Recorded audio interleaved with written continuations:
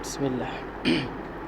باب جب حقیقی اسلام پر کوئی نہ ہو بلکہ محض ظاہر طور پر مسلمان بن گیا ہو یا قتل کے خوف سے، تو لغوی حیثیت سے اس پر مسلمان کا اطلاق درست ہے، یعنی اس کو مسلمان ہی کہا جائے گا لغوی اعتبار سے، جیسا کہ ارشاد باری تعالیٰ ہے کہ جب دیہاتیوں نے کہا کہ ہم ایمان لے آئے، آپ کہہ دیجئے کہ تم ایمان نہیں لائے بلکہ یہ کہو کہ ظاہری طور پر مسلمان ہو گئے، لیکن اگر ایمان حقیقتاً حاصل ہو تو وہ اللہ تبارک و تعالیٰ کے ارشاد بے شک دین اللہ کے نزدیک صرف اسلام ہی ہے کا مصداق ہے۔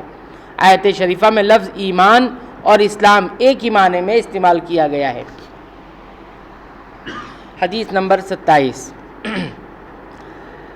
سعد رضی اللہ تعالی عنہ روایت کرتے ہیں کہ رسول اللہ صلی اللہ علیہ وسلم نے چند لوگوں کو کچھ عطیہ دیا اور سعد وہاں موجود تھے۔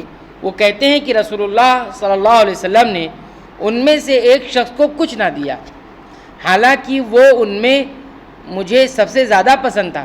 میں نے کہا یا رسول اللہ، آپ نے فلاں کو کچھ نہ دیا حالانکہ میں اسے مومن گمان کرتا ہوں۔ آپ صلی اللہ علیہ وسلم نے فرمایا مومن یا مسلمان؟ میں تھوڑی دیر چپ رہ کر پھر پہلی بات دہرانے لگا۔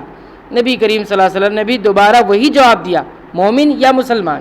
پھر آپ صلی اللہ علیہ وسلم نے فرمایا کہ اے سعد، باوجود یہ کہ ایک شخص مجھے بہت زیادہ عزیز ہے، پیارا ہے، پھر بھی میں اسے نظر انداز کر کے کسی اور دوسرے کو اس خوف کی وجہ سے یہ مال دے دیتا ہوں کہ وہ اپنی کمزوری کی وجہ سے اسلام سے پھر جائے اور اللہ اسے آگ میں اوندھا ڈال دے۔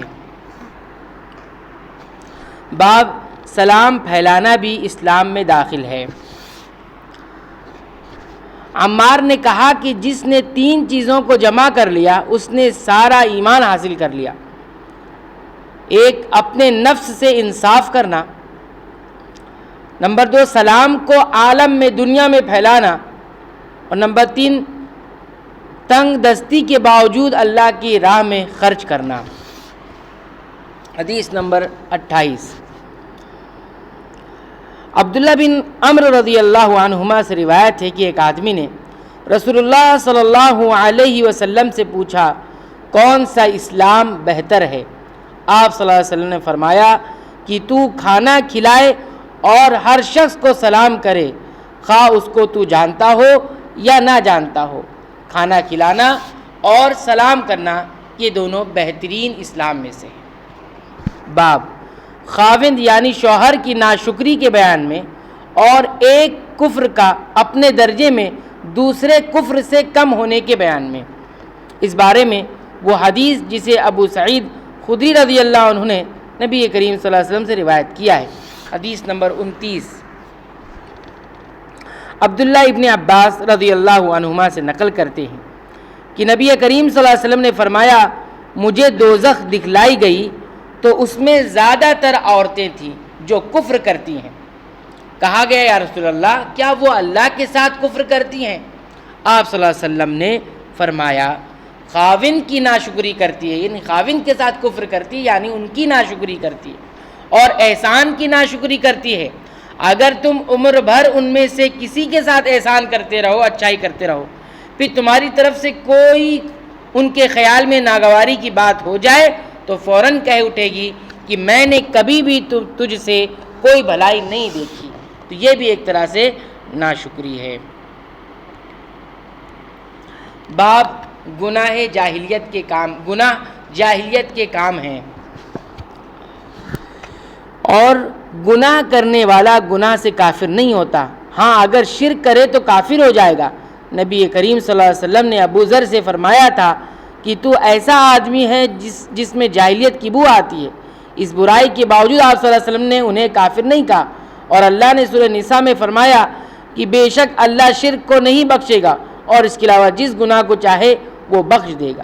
سورہ الحجرات میں فرمایا اور اگر ایمانداروں کے 2 گروہ آپس میں لڑ پڑے تو ان میں صلح کرا دو۔ اس آیت میں اللہ نے اس کبیرہ گناہ قتل و غارت کے باوجود ان لڑنے والوں کو مومن ہی کہا ہے۔ حدیث نمبر 30۔ احنف بن قیس فرماتے ہیں کہ میں اس شخص یعنی حضرت علی رضی اللہ عنہ کی مدد کرنے کو چلا، راستے میں مجھ کو ابو بکرہ ملے، پوچھا کہاں جاتے ہو؟ میں نے کہا اس شخص یعنی علی رضی اللہ عنہ کی مدد کرنے کو جاتا ہوں۔ ابو بکرہ نے کہا اپنے گھر کو لوٹ جاؤ، میں نے نبی کریم صلی اللہ علیہ وسلم سے سنا ہے کہ آپ صلی اللہ علیہ وسلم فرماتے تھے جب دو مسلمان اپنی اپنی تلواریں لے کر بھیڑ جائیں تو قاتل اور مقتول دونوں دوزخی ہے۔ میں نے عرض کیا یا رسول اللہ قاتل تو خیر ضرور دوزخی ہونا چاہیے کیونکہ وہ قتل کر رہا ہے، مقتول کیوں قتل دوزخ میں جائے گا جس کو قتل کیا گیا؟ فرمایا وہ بھی اپنے ساتھی کو مار ڈالنے کی حرص رکھتا تھا، وہ بھی چاہتا تھا کہ میں مار ڈالوں، موقع پاتا تو وہ بھی تو اسے ضرور قتل کر دیتا۔ دل کے عزم مصمم پر وہ دوزخی ہوا۔ اگر دل میں ارادہ جو عزم بن جائے لیکن موقع نہ مل پائے تو صرف عزم کرنے کی بنا پر وہ دوزخ میں چلا گیا ہے۔ اللہ تعالیٰ سے دعا ہے کہ رب العالمین تو ہمیں سنتوں کی حفاظت کی توفیق عنایت فرما اور سنتوں کو نشر و اشاعت اور دوسروں تک پہنچانے کی توفیق عنایت فرما، آمین۔